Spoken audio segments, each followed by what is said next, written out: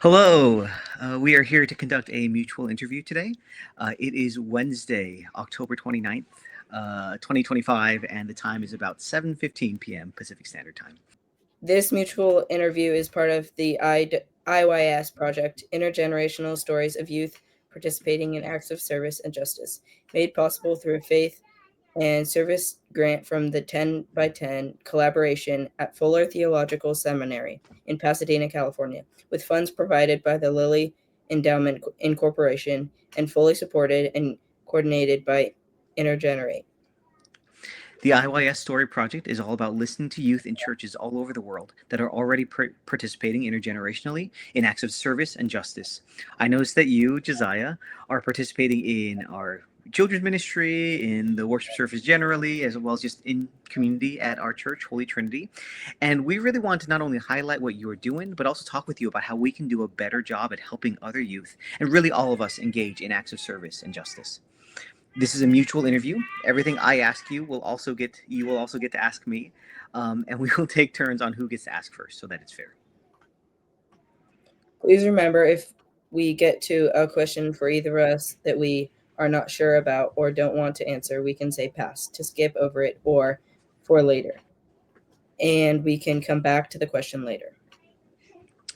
We are recording, but if there's anything you don't want published in the interview, mark specific question numbers, and you can let us know if there's anything you would like edited when you fill out the post-interview form.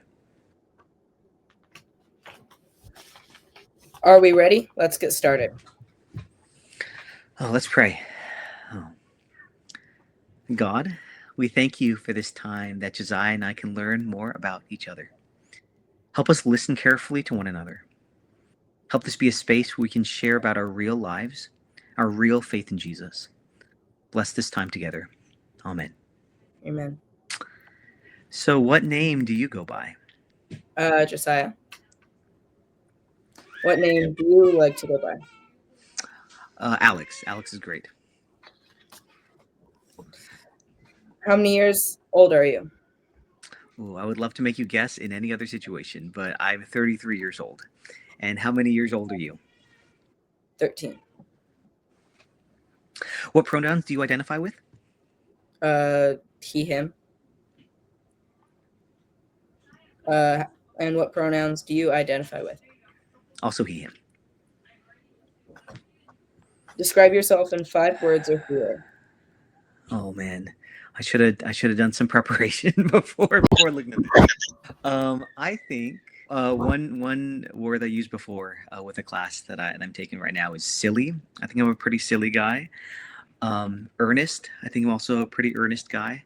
I mean, there's a lot of identities I could throw also, father, husband, Christian, but yeah, I think maybe those, I'll stick with those 5. Describe yourself in 5 words or fewer. I mean, silly, kind, thoughtful. Yeah. Thanks so much. What kind of schooling have you completed? If you're in school right now, what grade are you in and what school are you attending? If you're out of school, what are you working on or learning right now? I mean, so I'm in 7th grade right now, and I was homeschooled through 6th grade. So this is, and then I did 6th grade twice. So this is my 2nd year in school. And yeah. What kind of schooling have you completed? If you are in school right now, what grade are you in and what school are you attending? If you are out of school, what are you working on learning right now? Yeah, so it's been quite a while since I was in grade school. I graduated high school in 2010. I went to USC for film and television production. So I was hoping to do a career in film and television, and then pretty quickly realized I didn't want to do that. I actually completed a master's degree, a master's divinity at Talbot School of Theology with the Institute of Spiritual Formation. And I am, again, in school because I love getting degrees. I'm getting my Master of Social Work at Cal State Fullerton. I'm studying community mental health. What is your favorite subject or area of interest? Yeah. I hope you can tell, but I like studying theology, and I like studying Christianity. Historically, I like studying hermeneutics, but right now, because I'm getting my social work degree and I'm studying therapy and all that kind of stuff, I'm actually quite interested in how religious identity and faith plays out in work in justice and work in social work, that kind of stuff. So, and also for you as well, what is your favorite area of study, area of interest, favorite subject or area of interest? Mm, I mean, I really like science and history personally, and yeah, I want to go into like probably like marine biology or something. I don't know. I feel like that's cool. All right, that'll be cool. That'll be something for us afterwards. Got some questions for you. What's a life giving thing that happened to you this week? Um, I mean, I got to go to the beach today because it was super hot, and I went to the beach after school, so that was nice. That's cool. What's a life giving thing that happened to you this week? Oh yeah. Actually, it happened this morning. I've been really busy with work and school, and not enough time to spend with my kids. Not enough time to spend with my family. And today, after my kid woke up, he came into bed and snuggled with me and was saying "I love you" and we were hugging and stuff. So I was really thankful for that moment I had this morning. So yeah. What's a not so life giving thing that happened to you this week? Yeah. So in my job, in my real job, I work with foster youth in transitional housing, emergency housing, that kind of stuff. And there was a bit of violence that happened at one of the places that I work at, and so I've had to be called in to make sure that people aren't fighting, people aren't hurting each other, that kind of stuff. So that's been difficult for me to deal with this week.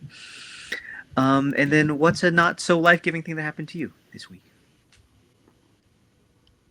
Um,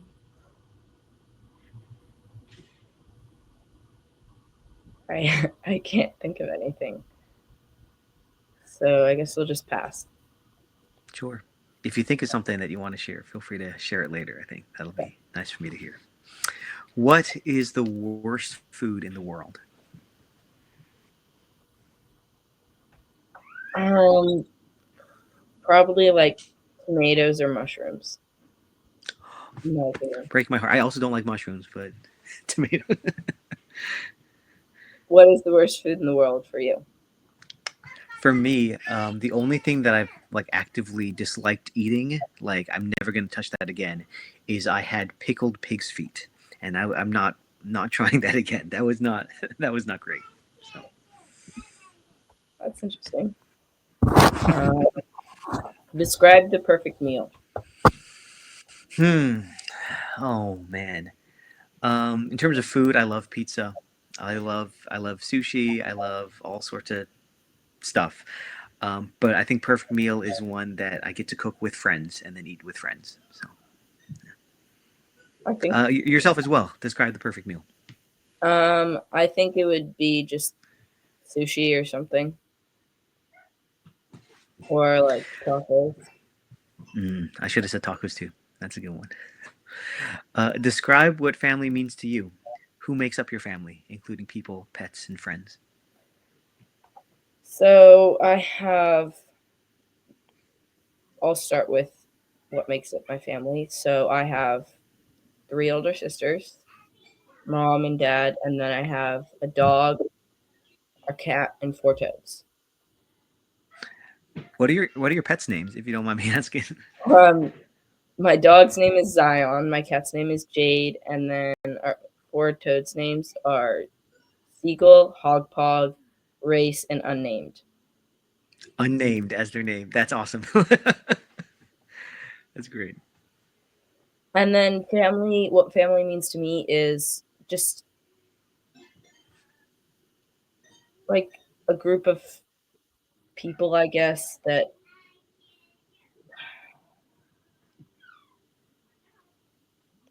love each other, I guess. Yeah. Yeah.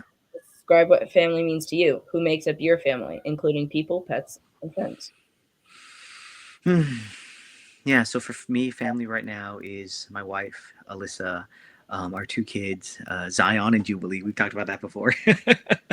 And then our dog, Bow Bow. But in this season of life, also, my in-laws, my wife's family is very important to me. They do a lot of the child care for our kids, and so that's Alyssa's mother and father, and then two brothers, and also obviously my family. So I have two younger sisters, and then my mom and my dad as well.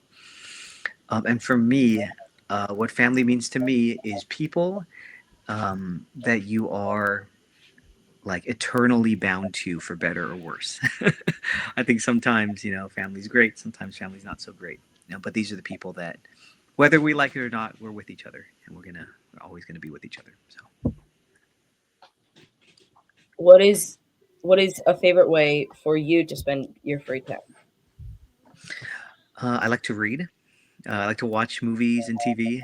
Um, right now, free time is basically just I think about my school as my free time. School is a privilege and a blessing for me to go to at this point in my life, and so I think about this as I have the financial and the emotional freedom to be able to do this, and so I get to enjoy going to school right now. So, and what is a favorite way for you to spend your time?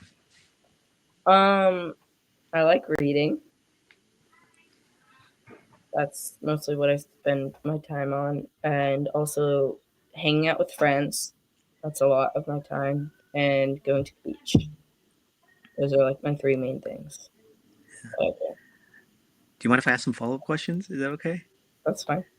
What are you reading right now? Any books you'd recommend?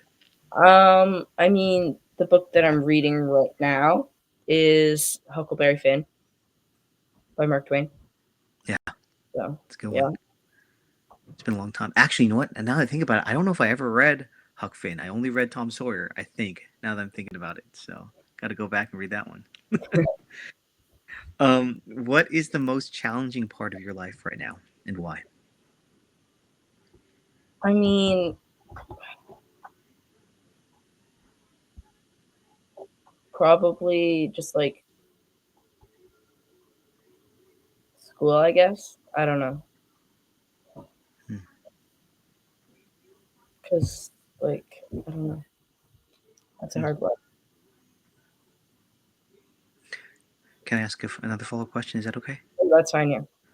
Yeah. What is there anything particularly maybe difficult or challenging about school?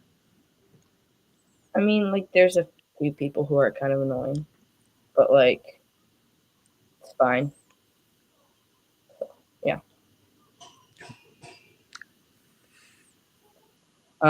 What is the most challenging part of your life right now, and why? Hmm. Yeah. Um, I got a lot going on in my life right now. Um, so I work a job. I do an internship for my school. I go to classes, and then I got two kids and family and all sorts of other responsibilities like friends and family and all that stuff. And I'm a part of me is like, this is a sprint. I've only got about, 6 more months or so of doing this, 6 or 7 more months of doing this. And so part of me is like, I just got to push through it. I just got to do this. I got to go. But then a part of me is also like, I'm missing out on some really, like my daughter's first birthday is in December. And I feel like I missed a lot of her first year. So that's been a sad thing for me. Describe your favorite music, movie, art, book, or something that inspired you lately. Oh, I'm not good at favorites. There's too many things I like that I enjoy, and so I'm not going to choose a favorite. I'm just going to choose some movies and some maybe things I've read recently that have been really inspiring to me. The movie I watched that most recently that was really inspiring to me. I don't know if this is family friendly, and so this is not an endorsement for for anyone to watch, but I loved it. Was a movie by Paul Thomas Anderson, One Battle After Another with Leo DiCaprio, and I thought it was a really really good movie, really funny. It's like an action comedy kind of movie, so it was a good movie. Another movie, again, not necessarily endorsement, but I loved watching it. Spoke to me. Was this movie? Well, actually, won the Academy a couple years ago, called Everything Everywhere All at Once. Have you heard of that one, Josiah? Or Very silly movie, very funny movie. Again, not necessarily an endorsement, but spoke to me somewhere in my soul. So I'm going to say that. And then a book that I've read recently that really challenged me was a book called Lamb of the Free by Andrew Riera. He was basically critiquing certain atonement theories, penal substitution specifically, and he was basically making an argument from Leviticus about how um, different things. So those are those are some things that have been inspiring to me recently.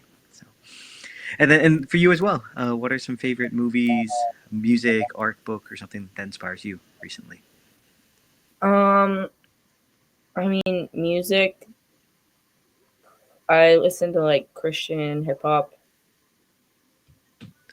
Who? Lecrae is, Lecrae's great. and another one. Let's see. There's Miles Minnick, and then yeah, those are two of the main ones. And then movie. I mean, I'm watching the Star Wars movies, so I think those are my favorite ones right now. And then a book would be, it's a book series technically, but it's the Wingfeather Saga Okay. by Andrew Peterson. It's really good. Is that a Christian fiction author? I'm like It scratching somewhere in my head. it is. It's a Christian Okay. fiction author.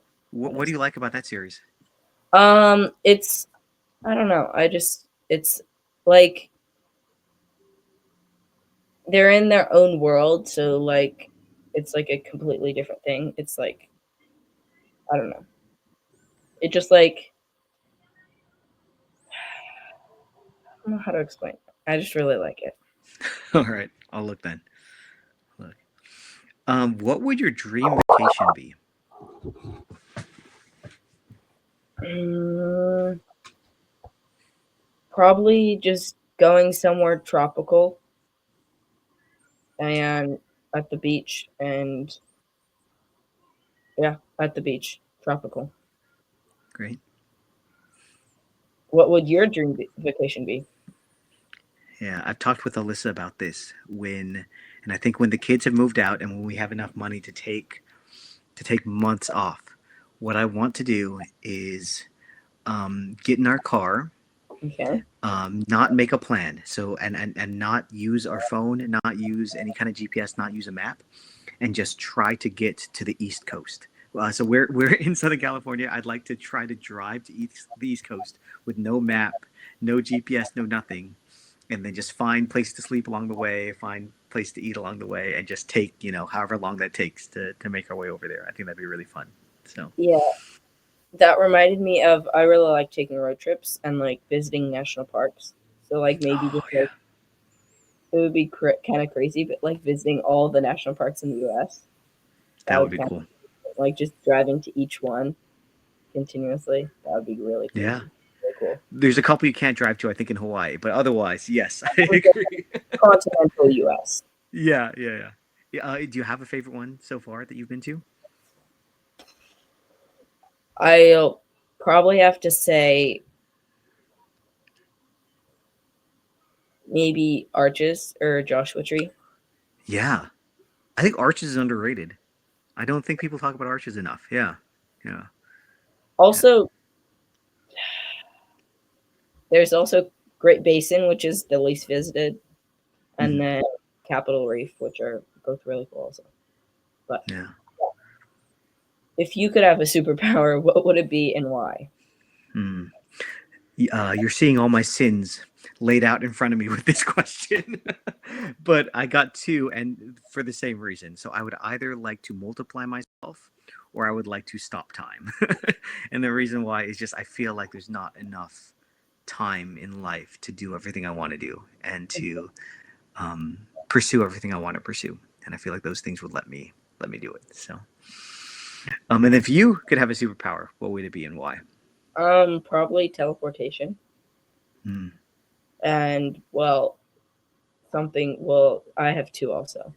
But I have teleportation and invisibility because it would be fun to like be able to teleport and be invisible.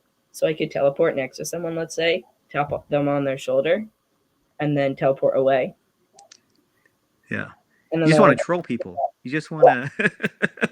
or just like be able to like, I could just literally be like, I want to go to Europe, and then just like teleport there.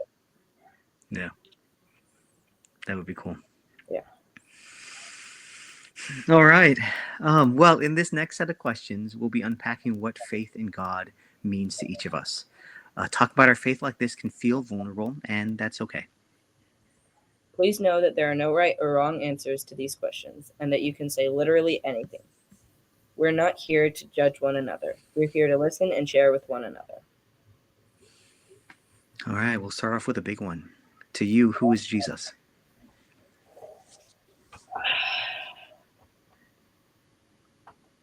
I mean, like our Savior, I guess, and just like a person that understands all of us in a way that we can't understand ourselves. Hmm. Yeah, I think that's Yeah, my view. To you, who is Jesus? yeah. Um, I don't know. Sometimes Jesus is a mystery to me. Like sometimes I read like Mark, especially, and I'm like, who is this guy? Like this guy is so he's a mystery. But and that's at least Jesus in the text of the scriptures. But when I go to prayer and when I meet with him there, it's like, oh, he loves me, you know, and Mm-hmm. like, oh, he loves this world, and he wants good for this world and good for me, and that's so shocking and surprising a lot of times. But um, yeah, for me right now, that's who Jesus is. So Go back in time. Pretend you are observing your earliest memory of talking with God or feeling God near. Describe what you heard, felt, saw, tasted, smelled, touched. Who was there? yeah, um, I don't know why because I've thought about this before, and I didn't think about this necessarily preparing for this interview, but I've had this memory of um, myself. I think I was putting away my laundry. I was probably like 6 or 7 years old, or Mm-hmm. something, maybe a little bit older than that. Yeah. But I was having some. I was putting away my laundry. I was standing on my hamper because I need to be able to stand on my hamper to be able to hang on my clothes on the in my closet. And I remember just thinking something like, and again, I don't know if I made up this memory, but like I remember wondering, like, is it fair that Jesus can take my sins like on the cross? And I don't know why I was thinking that, but it was just a moment, and I was theologically reflecting, and I was asking God about that, and I don't know what that was, and I don't know, I don't think that I was able to, even that I was like necessarily asking God that question, but it was a question that I had, and I was just alone in my room pondering, um, and hoping that God was there. And I don't know, that was kind of interesting. I don't know what I heard, felt, saw, tasted, smelled, or touched. I guess the fabric of the the fabric of the clothes, but I don't know. Um, my mom told me Mm-hmm. that when I was very young, like 3 or 4, when Mm-hmm. they would be driving in the car, I would be pointing out of the window and saying, "There's Jesus, there's Jesus," and so I hope that in some way Jesus did appear to me in some mysterious special way. But she also told me that I like to look into the sun, and so I was thinking maybe that could also be what I was doing. So, well, and then for you, go back in time. Pretend you are observing your earliest memory, or talking with God, or feeling God near. Describe what you heard, felt, saw, tasted, smelled, and touched, and who was there.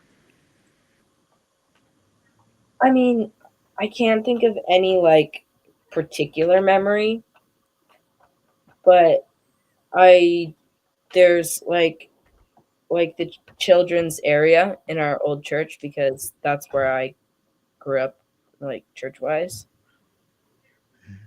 and just like if I were to go there right now, like that would bring back a lot of memories and stuff Hmm. of just like So that place holds a lot of memories for me. Yeah. Could you describe the place for me a little bit, like what you're seeing and hearing in the space? Like, so there's like how I remember it. There was like you walk in and there's like a big tech booth to the right, and then to the left there's like a bunch of chairs and like a small stage with like a drum set on it, and then along the back wall and like the back right corner there's like 4 or 5 classrooms. So yeah, Hmm. And what memories come up when you think about that place? I mean, just like memories of like just going in there and then like doing like we would do worship and then we would break into small groups and then talk about stuff. I don't know. But yeah, it just like brings back memories of like conversations that I had and just like stuff like that. Hmm. That's cool. How do you currently engage with God? Where do you notice God or sense God? I mean, I currently engage with him like in mainly in church, but like in prayer sometimes. And then like I'm trying to get into a better habit of it, but like a more regular habit. But I do like read the Bible and like go through the Book of Common Prayer, Hmm. do a few things like that in the mornings. So Yeah. yeah. For you, how do you currently engage with God? Where do you notice God or sense God? Hmm. Yeah, this has been a really wonderful season. So, um, yeah, I've only been going to Holy Trinity for like a couple of years now, a few years now. But yeah, very much feel God there. Like in, I had a friend who I'd invited to church recently, and then when she came, she was looking at the piece of paper that we pass out that explains the liturgy, and she told me like it's like a little tasting menu. Like there's all these little things that you do, like the confession or the scripture reading or the sermon or the Eucharist or whatever it is. And she's like, "Oh, you get a little taste of this, a little taste of this," and I found that to be so helpful in my spiritual life recently. Because I used to go to a church that was very kind of sermon focused, and if I didn't get anything from the sermon, then I didn't really get anything from church. But then in this kind of space, it's like, oh, something. There's always something in the service that Mm-hmm. God will meet me in, you Yeah. know. So like often it's the prayers for the people, and so thinking about my clients or thinking about the different people in my life and praying for them. Oftentimes, that's where I sense God, um, loving them and loving me, you know. Mm-hmm. But this past week, the sermon was very powerful for me. Um, Eucharist is usually very powerful for me as well. So, um, and then in my personal life,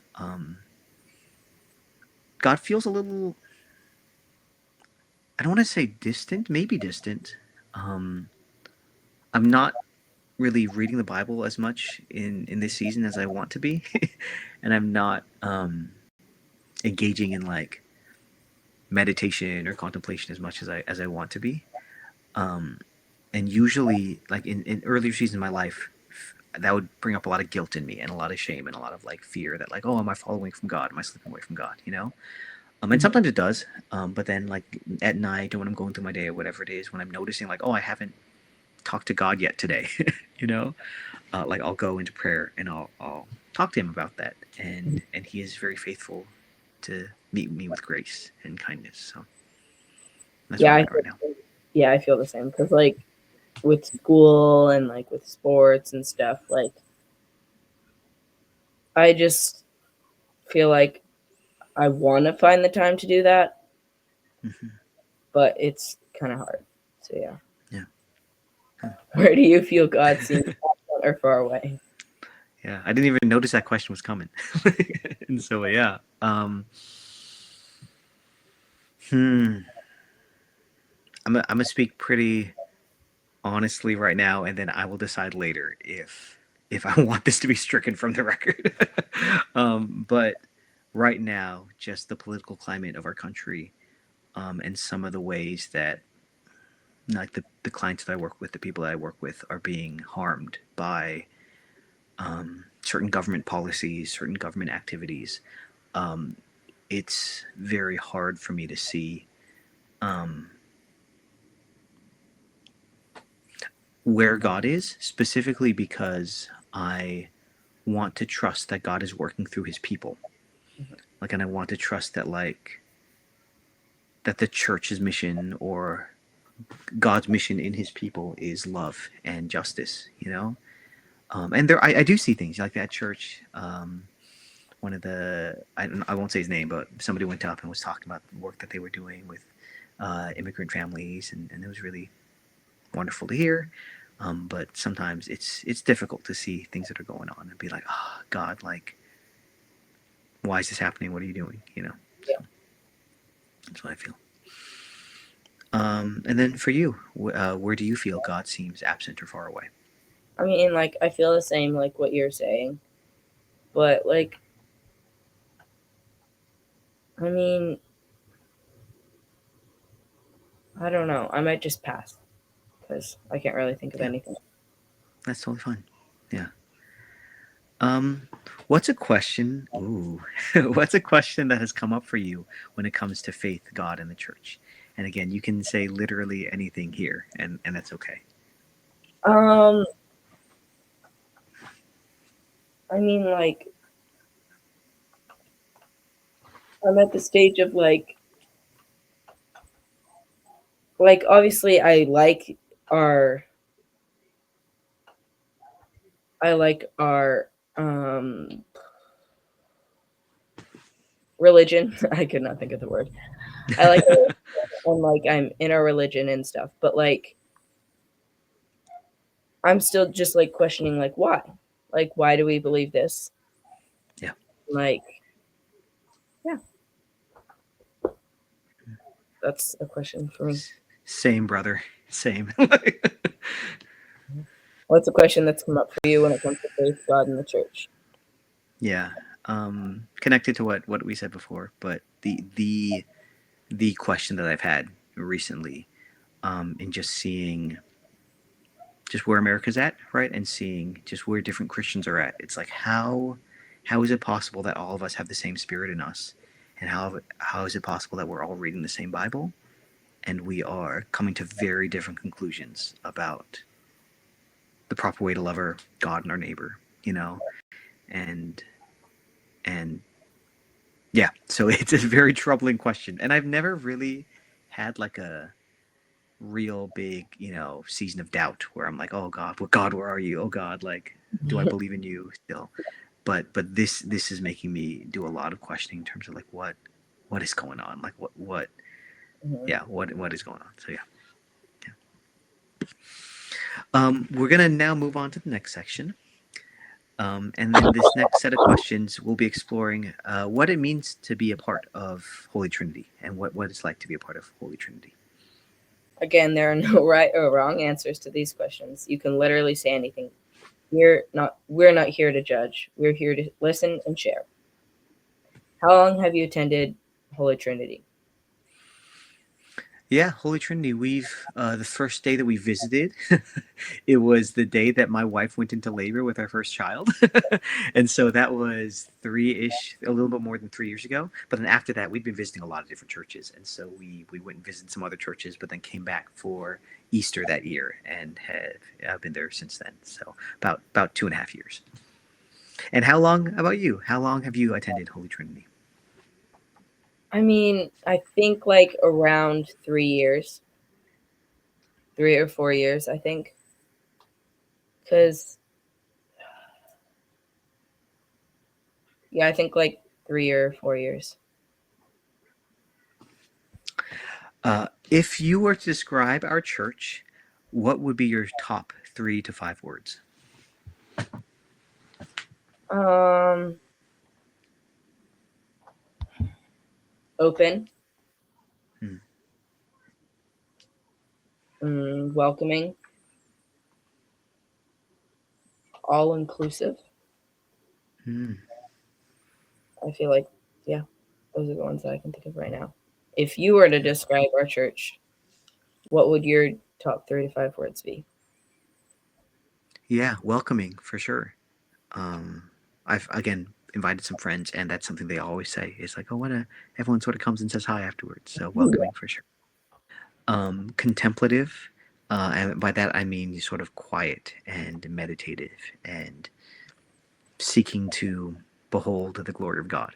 Mhm. So contemplative. My last one. Oh no, I had it. I had it, but then I lost it. Let me think about it.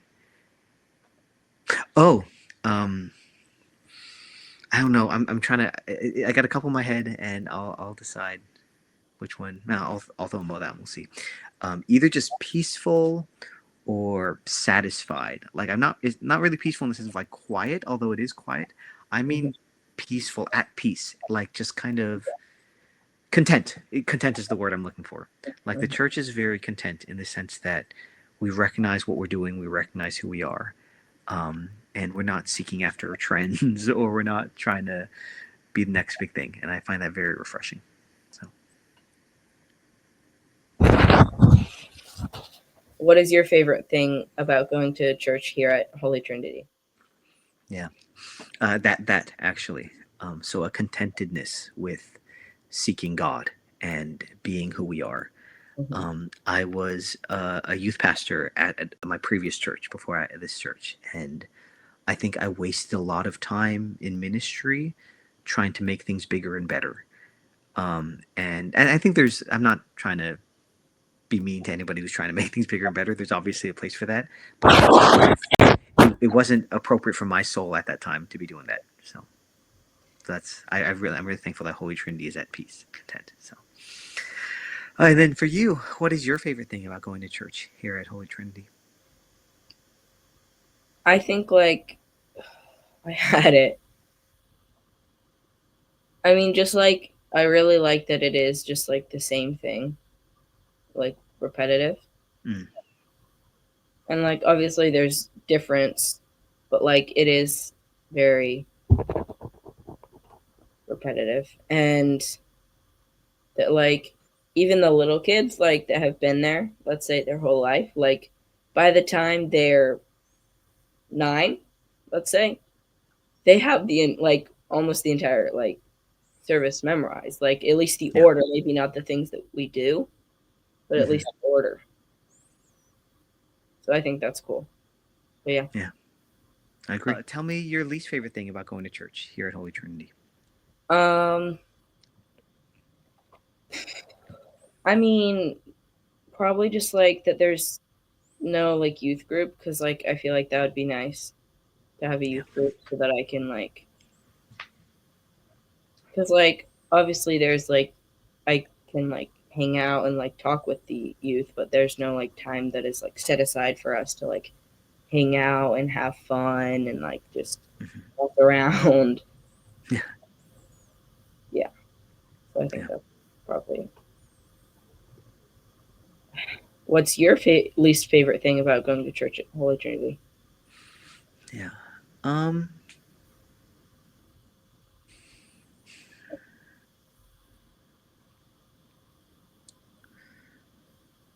I think the church that I was at previously, very like everybody lived on top of each other.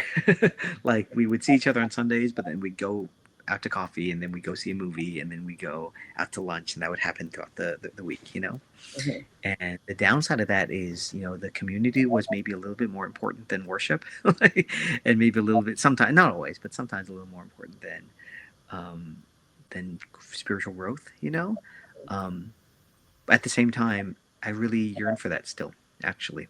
Like there was something really spiritually healing and beautiful about a kind of Mhm. church that was like a community in a very tangible sense of the word. And Mhm. so, um, yeah. So I wish that Holy Trinity had more, and we're all coming from different places, so it's hard, you know. But I Mhm. wish that I could see people more throughout the week. So List 1 or 2 ways you feel you belong at Holy Trinity. mm. I always make this joke, and I feel kind of bad that I say it. And I hope it's okay. I hope it's the appropriate joke. But whenever you talk to enough people at Holy Trinity, you'll find that everybody's either a therapist, like, or a spiritual director, or a burnt out pastor. And it's always so funny. I'm like, oh, I wonder what kind of church this is. That all this, like, everyone kind of becomes this kind of person at Holy Trinity.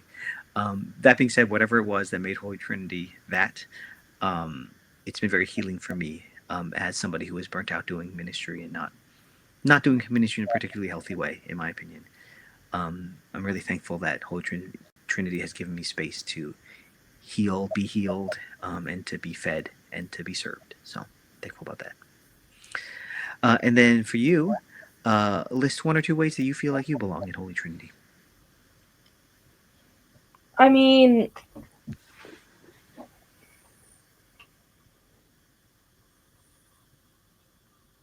probably just like that everybody is like welcoming and yeah, welcoming. Yeah. We are now going to skip down a little bit to the next few questions about service, justice, and mission. Service and justice can be enacted in a lot of different ways when we walk in the way of Jesus. We're going to read, or let's read, 5 key scripture passages and answer questions together as we listen to what God's word has to say about service, justice, and mission. 1 John 4:19 says, we love because God first loved us. Where is it easy for you to love others and where is it not? Does our love impact how we participate in acts of service and justice?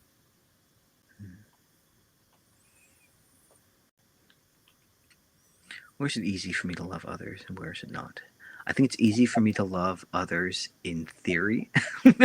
Like, I can think of all sorts of things I'd like to do in theory, or things that our church should do in theory. um, and where is it not? It's very difficult to actually put aside my selfishness and do things, and not be selfish with my time and not, you know, yeah, yeah. That I think that's and then to actually, this is another real answer. When I feel very proud of myself for serving someone or loving someone very well, and then they respond without a shred of thankfulness or gratefulness, that's very difficult for me. I'm like, no, no, no, you're supposed to thank me. Like, this is, I want this to be about me now. And so I think, and honestly, I think that that is a way that love impacts my ability to serve and do justice. Is like, is this about me and my ego, and my ability to do something good for God, or is this really about just loving somebody else because God asked me to and they deserve it? So, yeah. Where is it easy for you to love others and where is it not? How does our love impact how we participate in acts of service and justice? I mean, like, basically what you said is what I think. And, like, what I was thinking about is just like, yeah, I don't know. Probably just what you said. So, yeah. Thank you. All right, I'll take it. Describe a time you experienced kindness being extended either to yourself or another. What was that experience like, and what was the significance of that for you? Kind of experience.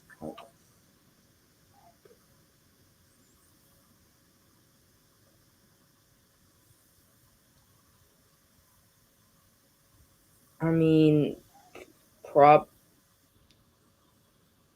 probably just like when, let's say, I like spill something or something like at school. I'm carrying something and then I like spill it, and then someone like helps me pick it up, Mm-hmm. Nice. and I just feel like that's very loving. And yeah, so yeah. Yeah. Describe a time you experienced kindness being extended either to yourself or another. What was that experience like? What was the significance of that for you? Yeah. The most the thing that comes to my mind immediately is actually when I was in spiritual direction for my master divinity, because basically it was required that we do counseling, spiritual direction when we were in that program. And I remember um, complaining about some things that felt very small to me. Like complaining with my director about like, oh, like I feel sad about this or that, and I was kind of like making fun of myself for feeling that way, because I'm like, I don't really have any struggles in life. Like my life is very easy, and um, yeah, but I remember my spiritual director really taking those things seriously and being kind to me and sympathetic with me, even though my struggles were not that big. And that was really powerful for me. That even the little things matter to him, you know. And I do think that he was showing me a picture of God in that moment. So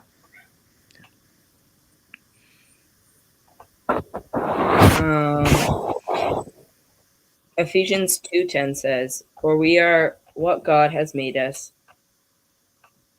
created in Christ Jesus for good works, which God prepared beforehand, so that we may walk in them." how do you think we are uniquely created by God to participate in good works? I mean, like, just something that came to mind is that, like, literally he created us to, like, be able to do stuff. Because, like, let's say we have thumbs, like opposable thumbs that we can move, Hmm. like Yeah, that we can actually do stuff, versus like yeah, other animals, they don't. They can't like grab stuff as easily or something. But like not as like less physically, like more spiritually. I mean, just like that he created us in his own image, and that like hmm. that's like a privilege that we Yeah, get to be like him, so that we're able to do those good works. yeah, And for you, how do you think we are uniquely created by God to participate in good works? yeah. Man, I really like what you said about just the bodies that we have. Like it's like, oh yeah, like we get to use our bodies to serve other people. So I'm going to be holding that in my mind. But how do you think we are uniquely created by God to participate in good works? Um, I think that even just discerning what makes us unique and the sort of special ways that each of us is created is a part of discerning, oh God, what is my life about? Like, oh God, and how have you made me, and what do you want me to do in this world, you know? And so I don't know, but that's, I think all of us is uniquely created by God, and a part of the journey with the Spirit is discovering that, and then trying to be faithful with whatever it is that God's entrusted to us. So. In Holy Trinity and in your community, how do you participate, and what special skills, acts of service do you bring to our community? Hmm. Hmm. I feel like I bring very little right now, and I'm very thankful for the season to be able to do that. Yeah, I used to help out with your mom and doing the children's ministry, and I was very thankful to do that, and it was really, and I think I will pick that up again, hopefully at some point in the future. Mhm. And I've enjoyed doing that, and I've enjoyed being a part of community to have conversations and to try to be honest and have spiritual conversations that are real and authentic. So I'm thankful to be able to bring that. Um, but at this point in my life, I'm just like I need a place for someone to lead me and to preach at me, and to um, yeah, to help me grow. And so I'm trying to do that in my season right now. So and then in Holy Trinity and in your community, how do you participate, and what special skills, acts of service do you bring to our community? I mean, like in church, like I guess like something that I bring to church, I guess, is like I read the gospel, like I think once a month or something. And so that's powerful. And yeah, that's all I can think of right now. All right. In addition to what's already been mentioned, list 2 or more gifts, skills, talents, or participations that you notice in me, that I bring to this community, Holy Trinity. Just that you're like welcoming and like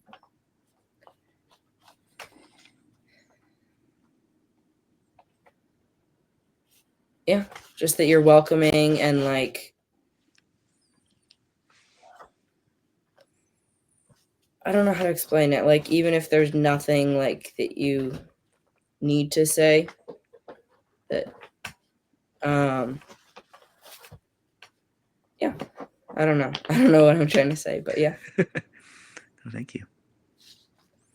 In addition to what has already been mentioned, list 2 or more gifts, skills, talents, participation you notice in me that I bring to this community.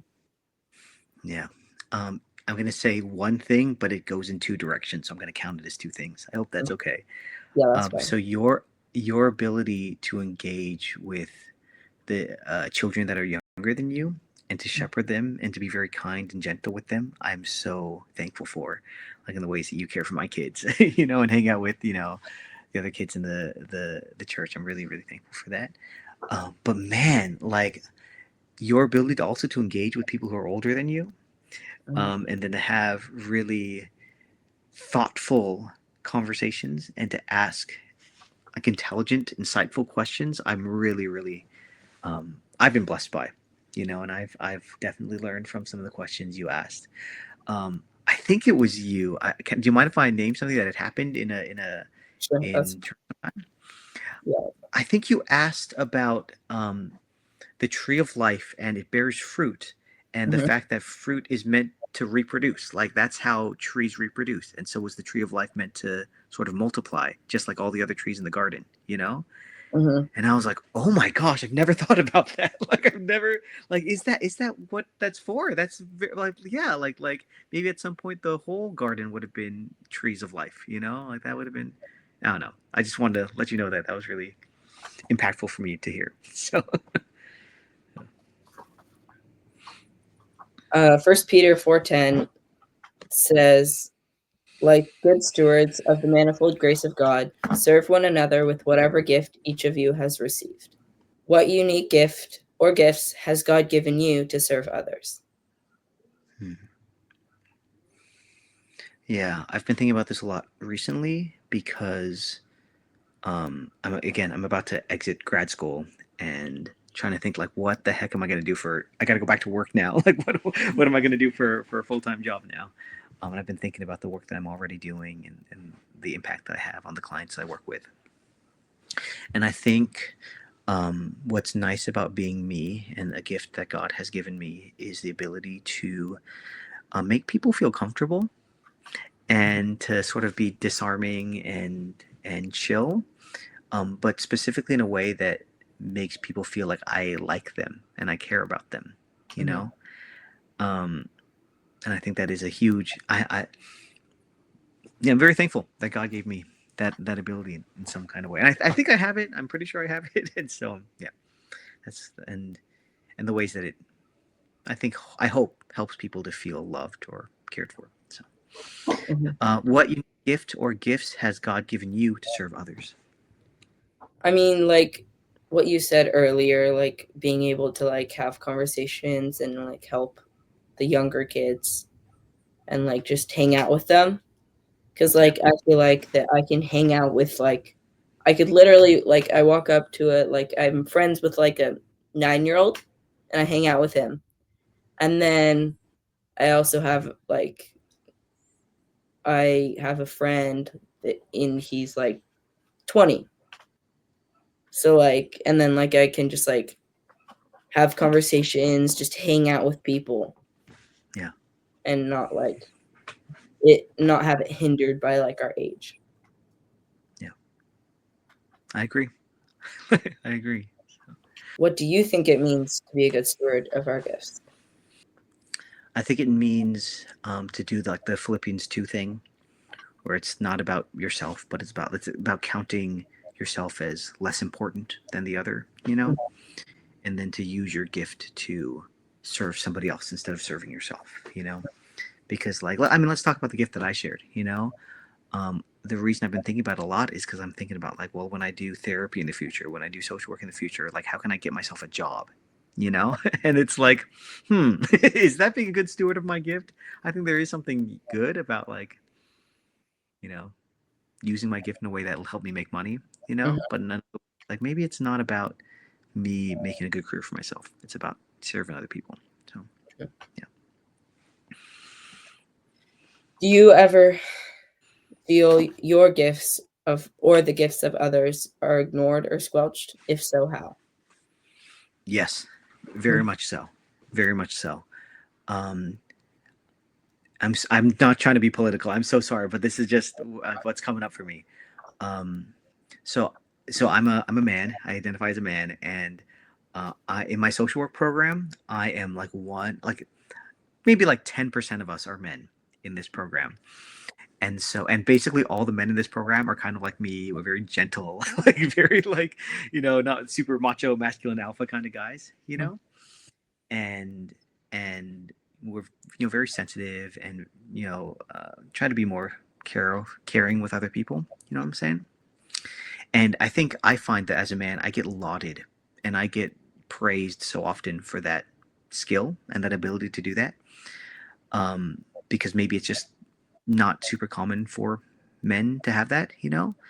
But I think oftentimes that ability is just it's not seen as a gift in a lot of women. It's just kind of seen as the norm or seen as like, um, oh, you're a woman, so you have to have that or something like that. You Yeah, know, absolutely. but to see that as truly like an honorable, desirable, like enviable, like powerful skill. You Mhm. know, I think that being emotionally attuned, being kind, being generous. I think that it's not, especially when it's in women, it's not necessarily appreciated very very well. So that's what I think. So, and then, do you ever feel your gifts or the gifts of others are ignored or squelched? If so, how? Yes, but I can't really think of any reasons. Yeah, I can't really think of any reasons, but it, yeah, probably just like that, like kind of what you were saying, like in personalities, like someone has a good personality, but then sometimes people's actions, they might not like have like a great, like they might not do the greatest things, but like anybody could get over that, and in the end like they might have like a great personality and like they might actually be a great person, but just like their friends or like how they feel about stuff may like hinder how the world sees them, Yeah, kind of. that's true. Yeah. What generation do you belong to, and which generation do you most identify with? I think it says millennials born 1981 to 1996. I definitely I fit there. I was born in 1992, and I definitely feel like a millennial a lot. But sometimes when I'm scrolling TikTok or when I'm like like on like different things, I'm like, oh, I feel like a Gen Z first. I feel very young. I still feel very immature and got that sense of humor. Um, yeah, I guess that's me. So, Yeah. for yourself, what generation do you belong to, and which generation do you most identify with? So I'm 2012, and so that I'm like right in between Gen Z and Gen Alpha, Hmm. and like I can identify with like I have traits of both. So I kind of just call myself a Gen Alpha. Appropriate. Yeah. I think the people who are younger than me and really identify with both Gen Z and millennial, they call themselves Zillennials or something like that. So, what do you think makes your generation unique? And I guess that'll you can go either Gen Z or Gen Alpha. I mean, like what like my parents, they were born like when like there wasn't really like obviously there was TVs, there was phones, but like you didn't have just like a tiny computer in your pocket. Yeah. You didn't have just like a smartphone in your pocket that you can pull out and call someone. You would have to like go home, call someone, and you can't like text. But like nowadays we just like it's just like the normal. Hmm. And like also it's kind of funny to me because like older people they like can't figure out this one thing on their phone or something, and then like they ask their like grandkid or something, and then they're like, how do I do this? And then the like kid who's like 8 years old is like, oh yeah, yeah, you just do this and then they fix Mm, it. What do you think makes your generation unique? yeah. I think I will echo what you said. I think that my generation, and I don't know if this is actually true, but Mhm. this is what I think is true. My generation is the last generation to grow up without the internet, I think. Not that so everyone else grew up without the internet, and we're kind of the last ones Mhm. to grow up without always being connected through our phones or whatever it is. So I think that's one thing that makes our generation unique. And I think the only other thing that makes millennials unique is I feel like everybody makes fun of us. like I feel like the older people make fun of us, and now these younger people are making fun of us too. I'm like, yo, like, why is everyone making fun of us? So that's how I Yeah. feel. Hmm. I think we're gonna go down to 44 now. What is something you wish kids knew about adults and older generations today? Ooh. Hmm. Oh. I'm conflicted about this question, and so I'm gonna share both sides of what I'm conflicted about. Okay. And then I don't know which one's gonna win out, so I'm just gonna share both and Sure. say them. So there's a part of me when I'm working with. So I work with uh, people who are like 13-ish through like 24-ish. And I do different counseling work with them, and I wish what a lot of these people still knew about me is Mhm. that I do remember what it was like to be a teenager. Like I remember what it was like to be a young adult, and it does suck. Like, and I'm not your enemy. Like oh, this is terrible, and I know I have to be an authority figure in some ways above you, but I do remember a lot of, and I don't know exactly because obviously each generation is Oh different. yeah. Each generation grows up in a different time, but I remember feeling a lot of the feelings that they're telling me, and I'm like, oh man, yeah, I remember that.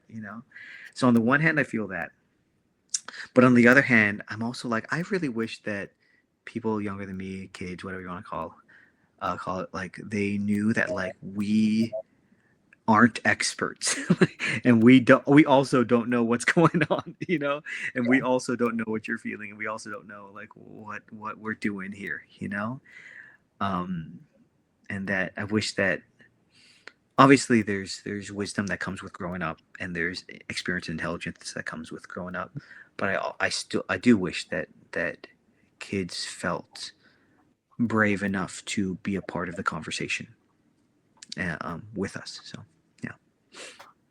And then for yourself, what is something you wish adults slash older generations knew about kids today? I mean, that, like,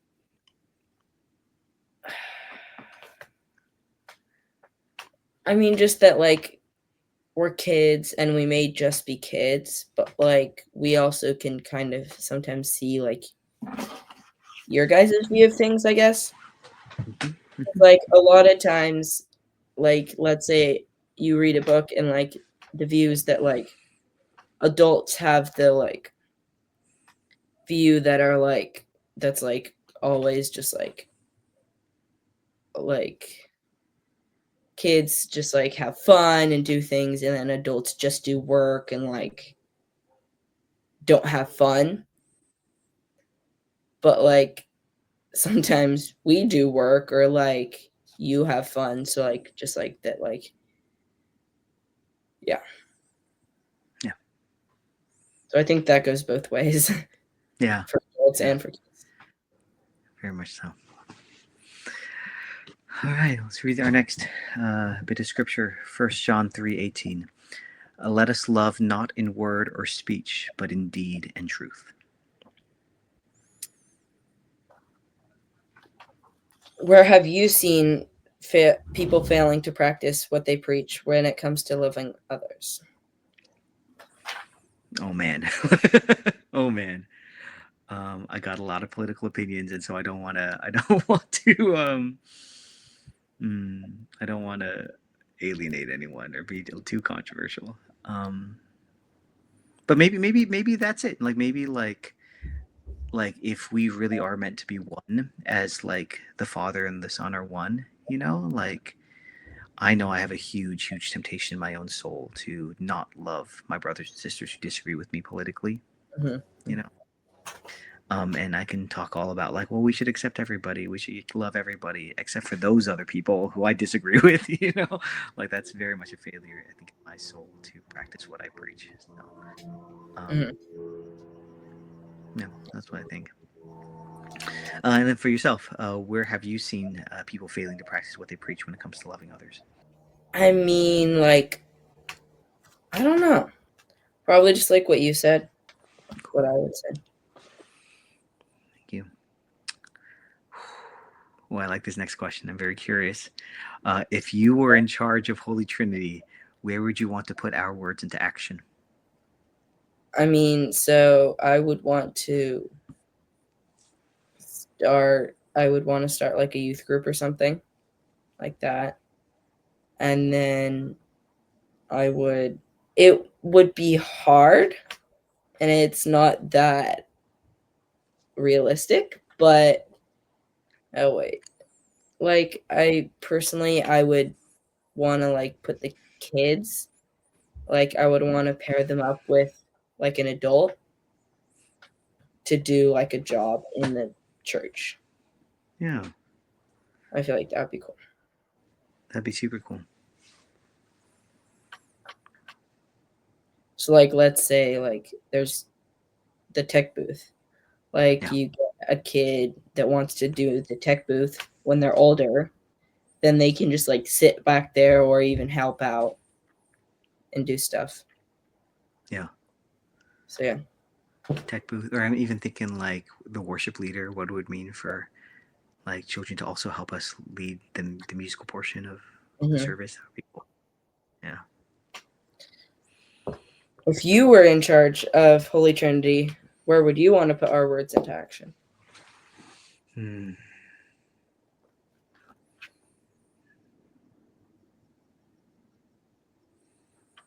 Yeah, maybe just more opportunity. Like I think that what our church does a really good job at is um, equipping people to go out and do their own ministry, and to sort of do their jobs or go to their schools or whatever it is and do their work.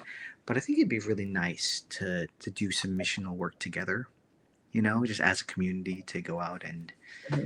um, yeah, do stuff together. And I know that our church does do that every once in a while. I'm just a little hypocritical. So it's hard for me to participate with the life that I've got right now. Yeah. But yeah, I think more opportunities to do that would be really nice. If our church won $1 million prize and you were in charge of spending it as a wise steward of God's mission, what would you do with it? Oh man. mm, I would. This is gonna be such a silly way to do it. Mm-hmm. And I don't think this is a very efficient way to spend money. Um, and so I'd need to talk to an accountant or a finance person or something to see if this actually works. Um, but I think there's a real need in Orange County for cash assistance, actually, for people. Like there's a lot of ways to get like cash equivalent stuff, so like SNAP benefits or housing assistance is not super easy to get, but like things like that. But sometimes people just need cash to do things, you know. And so maybe starting a little like endowment fund, or starting a little like financial assistance like org, where like people in the community can apply for, like, hey, I need $8,000 to buy a new car so I can get to work, or something like that. They can apply, and then we could give them $8,000 to buy a car. Or it's like, oh, I need, $30,000 loan in order to start a business because I want to make a food cart or something in my neighborhood or something like that. I think that'd be a cool way to do that. So, yeah. If you think, Holy Trinity, if we won $1 million prize and you were in charge of spending it as a wise steward of God's mission, what would you do with it? Well, I think first I would start out. I think it would take up most of the money, but I would, because right now we're using another church's space, I think I would go and start building a new space. Yeah. A new building for us. I would build that. And then from there, I think your idea is cool. I like that. Because I've thought a lot about, like, if I won the lottery, what would I Yeah. do? And it would just be so fun to make it my job to give away money, to people who need it. Yeah. But it would be So, nice for us to have a building too. So yeah, I think that's what I would do. Micah 6:8 says, God has shown you, O mortal, what is good, and what does the Lord require of you? To act justly, and to love mercy, and to walk humbly with our God. yeah, I think we're supposed to skip into the next section, but I think it's a wonderful passage for us to read. In light of this study, where do you see yourself and our faith community already participating in acts of justice and service? I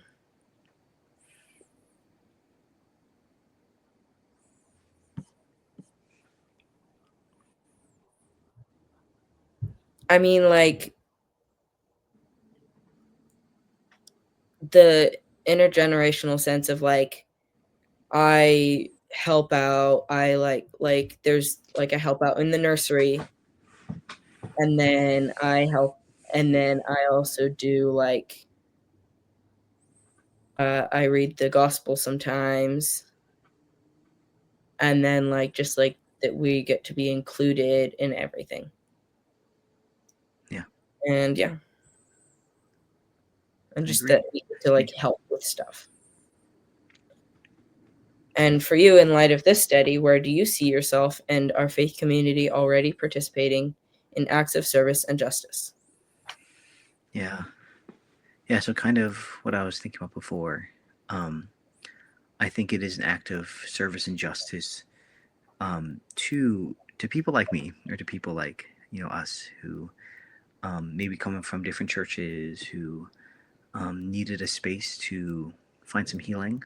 Mhm. And I don't think it's interesting, because I don't think Holy Trinity necessarily went out looking to do that kind of work.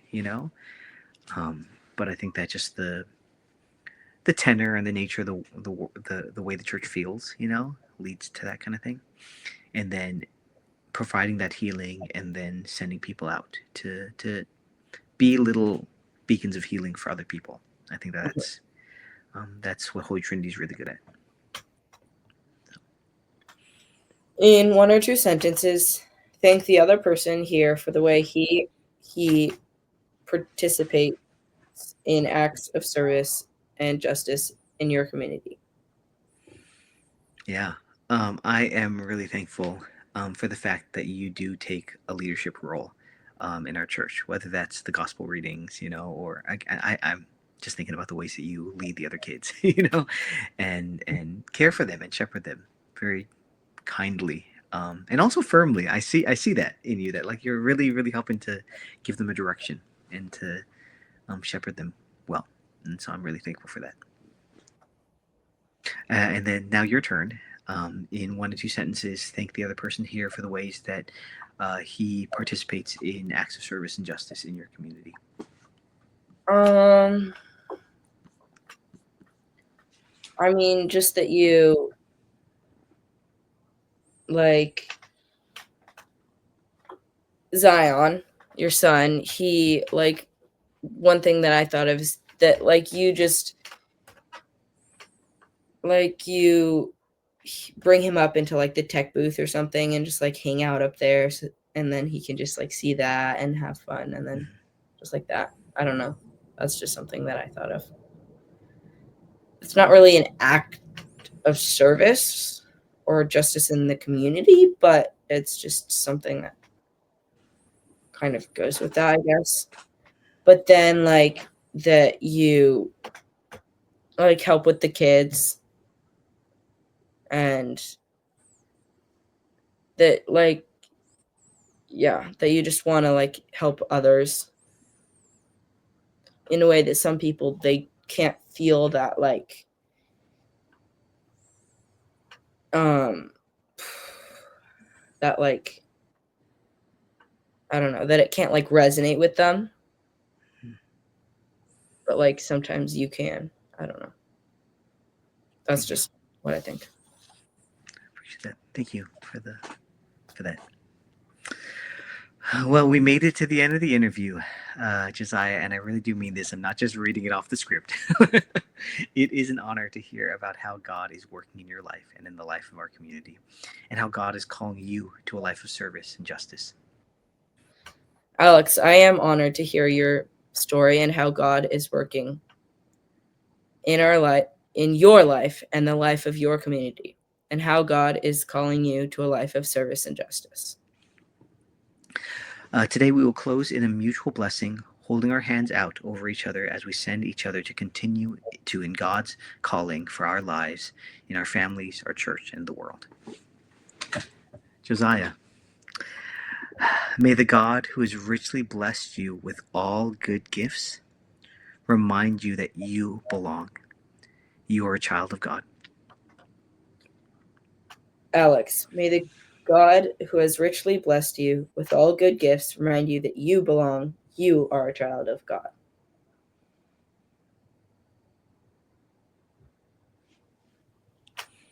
Oh, and Alex, may the love of Christ dwell richly in your heart, and as you continue to seek to love others and enact justice and mercy.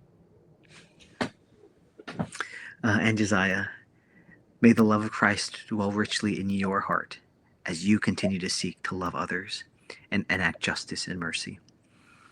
And Josiah, may you feel the sending power of the Holy Spirit today, who emboldens you and enables you to do all that you are called to do. And Alex, may you feel the sending power of the Holy Spirit today, who emboldens you and enables you to do all that you are called to do. I guess we'll say together, Then in the name of the Father, the Son, and the and Holy Spirit, go in go peace to love and to serve love and serve the Lord. the Lord. Amen. Amen.